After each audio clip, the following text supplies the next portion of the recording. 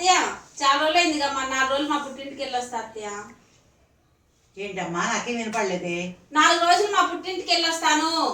ఏమో నాకు ఎక్కడ కూర్చుంటే ఏం వినపడట్లేదు. కూర్చుంటే ఎందుకు వినపడదు అత్తయ్య? మరీ చెప్తాను నేను. కూర్చుంటా లేవండి. అవునా? మరీ చెప్తారు అసలుకి. కూర్చుంటే వినపడతారట. 4 గంటలకు లేచి వాకిలు ఉడిచి ముగ్గేస్తే చాలా మంచి జరిగిద్దంటమ్మా. 4 గంటలకు లేచి వాకిలు ఉడిచి ముగ్గేసుకుంటే చాలా మంచి జరిగిద్దంట. ఏమి ఇవ్వట్లేదు, కొంచెం గట్టిగా చెప్పండి అత్తయ్య. ఏం చెప్తున్నారు అంటారు? ఏమి ఇవ్వట్లేదు అసలు నాకేడ.